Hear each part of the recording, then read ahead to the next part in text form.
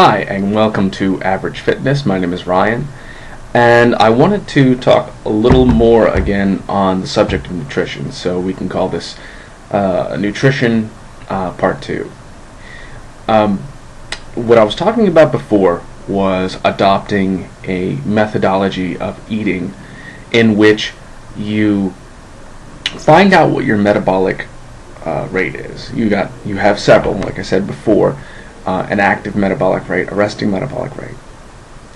And if your goal is to set fat loss, and I emphasize fat loss, not weight loss, because weight loss is where people get in trouble. If you're concerned about losing weight, well, anybody can lose weight. Typically, people lose weight in a very unhealthy way. Usually, it's water weight and muscle weight. What people say when they say they want to lose weight, what they really mean is they want to change their body composition. So I say lose fat. Lose fat. So when you want to lose fat, what you want to do is take your daily active metabolic rate. Now this is your metabolic rate before you exercise. Exercise is not thrown into this. And all you have to do is take that active metabolic rate and ratchet it down about 100 calories. You've already put yourself in a fat loss mode. As long as you're taking your nutrition, and you don't want to skip any nutrition whatsoever. You don't want to say, oh, I'm not having any carbohydrates, because you need carbohydrates in order to metabolize the fat. You also need it to help fuel brain energy. Now, there are ketogenic diets out there, in which people consume large quantities of unsaturated, polyunsaturated fats to fuel themselves. But that's not what we're talking about. And really, before you do something like that, you want to get the advice of somebody who's an expert with that. What I can tell you is that once you get this active metabolic rate, all you have to do is ratchet it down about 100 calories.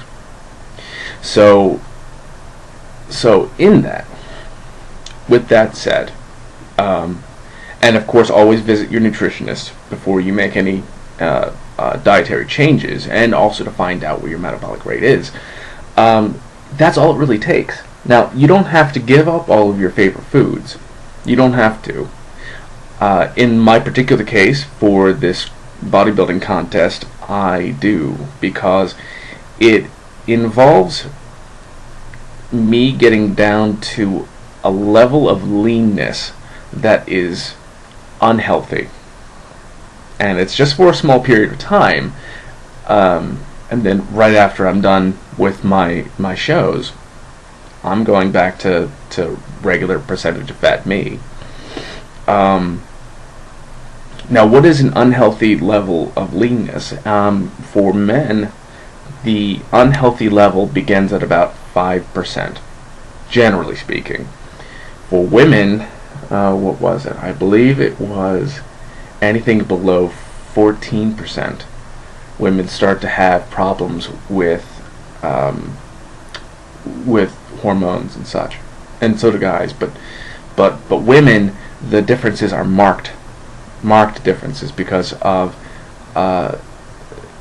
issues with losing menstruation, estrogen production, which becomes another issue with tendons, and that's why a lot of girls who are super active can tend to hurt their knees more often. They have a lot of ACL issues, I believe it's called. Nevertheless, if your goal is to change your body composition so you're more lean, what you need to do is find your active metabolic rate. You ratchet it down about 100 calories, and then just do your normal routine, and then measure yourself once a week. You can look in the mirror, which is the best thing to do, because the scale's not always going to tell you exactly the truth. Look in the mirror, check your clothes, see if they're fitting better.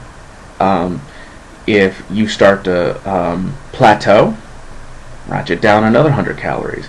And what you do is you take a little bit of protein, you take a little bit of carbohydrate sources, and you take that daily caloric intake, and you ratchet down another 100 calories. Now, you don't have to be super scientific about this.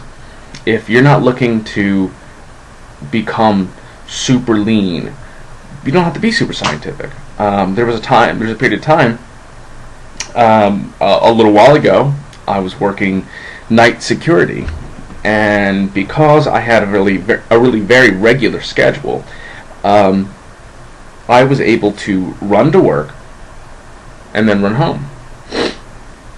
And it was in the middle of the night, so I don't have to worry about being sweaty or anything, and nobody would see me. So I would run to work, get my uniform on. Well, I would wake up, of course, in the evening, eat my food. And my food consisted of clean vegetables, fruits, clean meats, and like hummus or something. Whatever I wanted to eat. I mean, it had to be fresh food. It had to be whole produce. It couldn't come from any boxed sources. Nothing with preservatives in it.